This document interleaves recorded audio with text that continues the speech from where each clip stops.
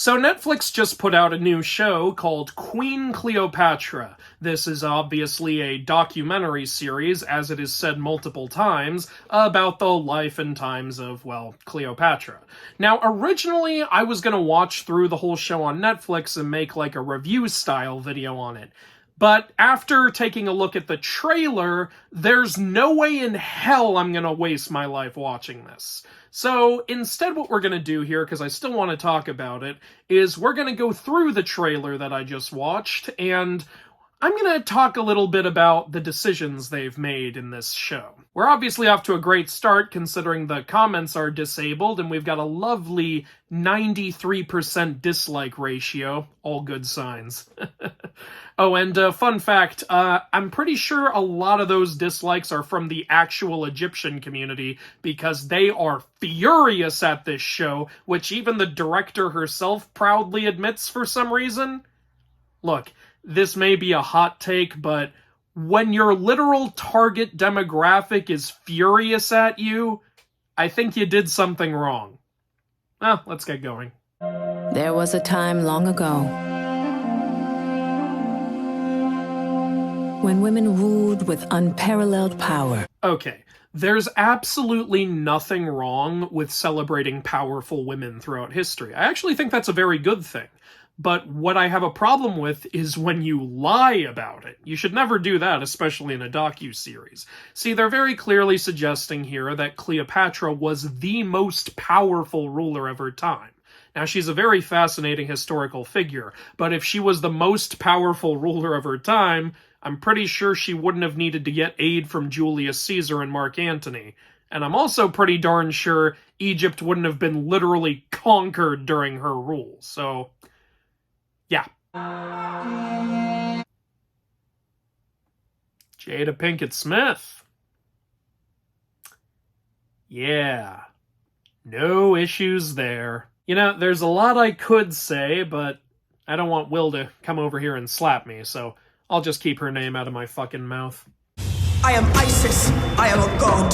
As long as she's alive, she is the pharaoh. My father's will names me co-ruler of Egypt. So something I'm sure you've noticed by now is that in this show, Cleopatra, and it seems like all of the Egyptian people, are being depicted with black skin.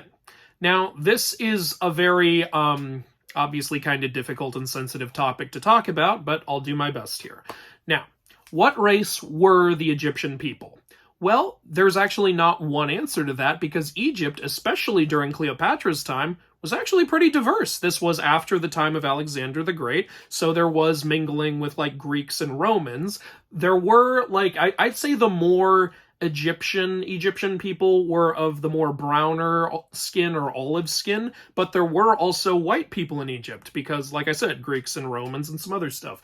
There were black people in Egypt. Let's not, like, some people think that just say Egyptians were not black. That's incorrect. There were black people in Egypt. There had been, like, Nubian people who came into Egypt, and there was also, in my opinion, one of the more interesting groups of people, the Magi people came to Egypt. The Magi people were a very black-skinned group of people, and they were, like, a group of warriors. They actually were the greatest warriors in Egypt at the time, and that's why, you know, Egypt was pretty happy to have them, because they were such great warriors that Magi became the name not only for their race, but for the warrior class of the highest warriors in Egypt. And you may recognize these guys from Assassin's Creed Origins. They also kind of used them in the Brendan Fraser Mummy movie, but they weren't black in that for some reason. That was an inaccuracy, but, you know, still a fun film.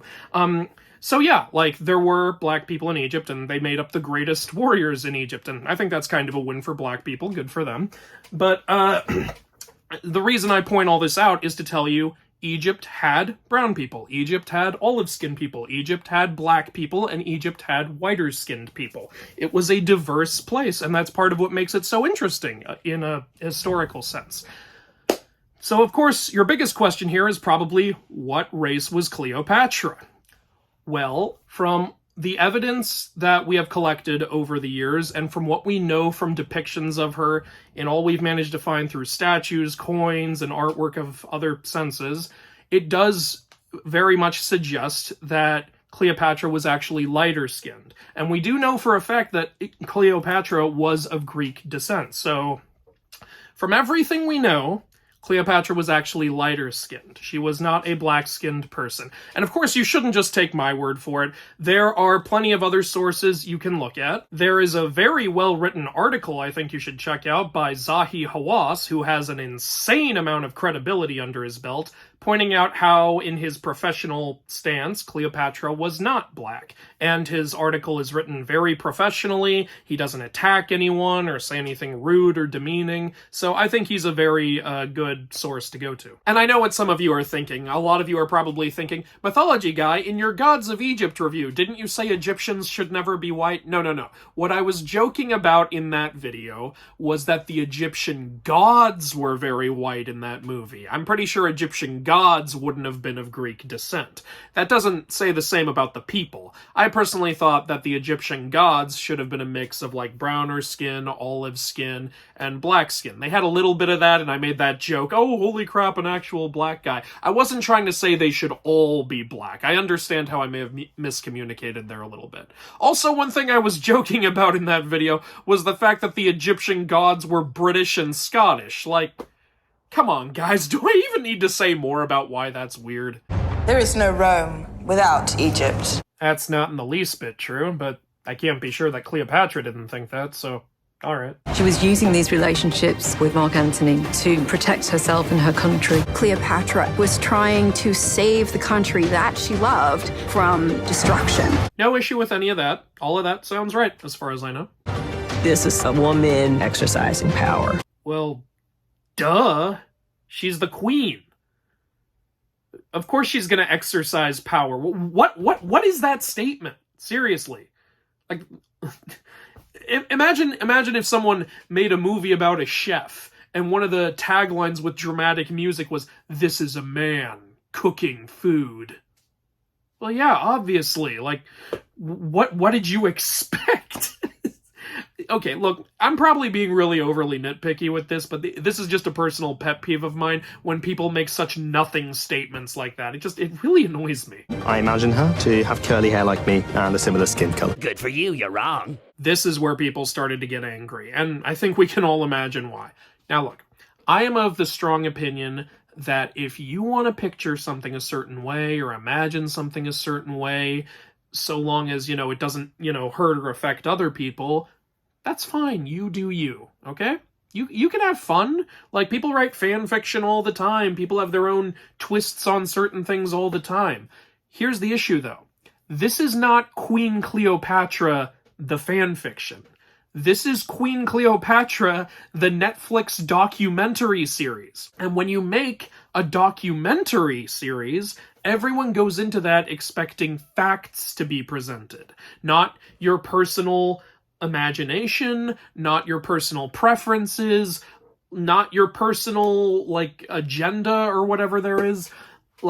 It's a documentary series. You have to present facts. To do anything else, to take someone who actually existed in history and change things about them, because that's the more fun version for you, and pass that off as truth, is extremely unethical and wrong. I can't believe I even have to point that out. I remember my grandmother saying to me, I don't care what they tell you in school, Cleopatra was black. I mean, what do I even say to that?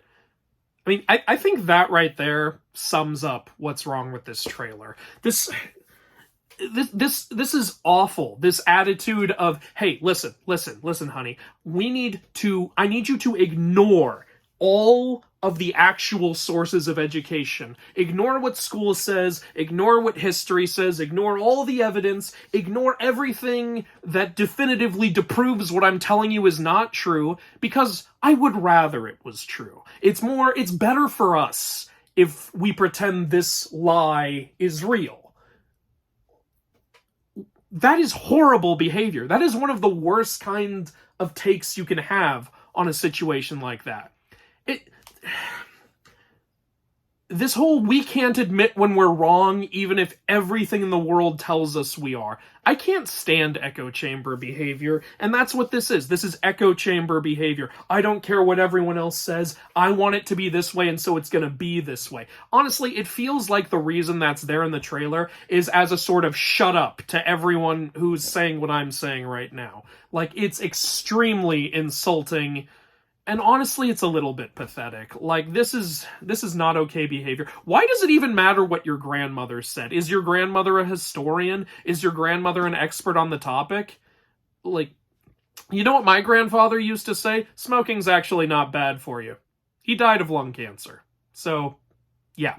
Her story resonates with every woman. I'm not a woman, so I'm not going to weigh in as to whether or not that's true. Feel free to let me know if you are a woman, if that's true. I'm curious. I will say this, though. If you truly believe that Cleopatra's story resonates with every woman, why did you feel the need to change it? What's arguably even more annoying than the way this trailer is presented is the way the director has actually come out online and responded to all this controversy. Her defense for it is literally, why does Cleopatra need to be white? Why shouldn't she be black? Because she wasn't. Why do I keep needing to point that out? Like, is that not an incredibly obvious answer? It's history. Like, why change historic characters? Even if you have a reasoning for it, it's still not moral. It's not a good thing to do. This is a show we're supposed to learn from. If you're going to put outright lies in there, you're going to make people dumber. There's one particular thing the director has said about this controversy that infuriates me the most out of all of it. Basically, in response to certain Egyptian people pointing out to her that Cleopatra was Greek, her response was, "Oh Lord, why would that be a good thing to you? You're Egyptian." This way of thinking is disgusting. The idea that you can't get anything from a character or a historical figure that isn't the same race as you.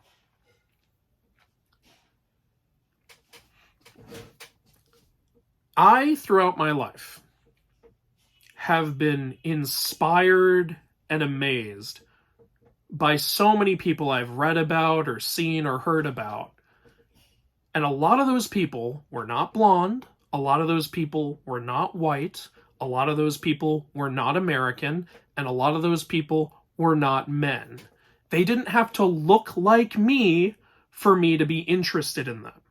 This is not just for people who really existed. It extends to fictional characters and so on and so on. Do you honestly think that nobody in the world who isn't a white man has been able to appreciate people like Abraham Lincoln? Do you honestly think that white people are never able to enjoy stuff from Dave Chappelle, Morgan Freeman, Serena Williams, Jackie Chan, Ming-Na Wen? I could go on and on and on, but I really think you get the point. This kind of small-minded, bigoted behavior is horrible. This idea that we all have to stay with our own and we can only enjoy the works and creations and contributions of people who look exactly like us is pathetic. I myself run a YouTube channel about mythology. I am Christian, have been my whole life. I have been a white, blonde, blue-eyed Christian boy.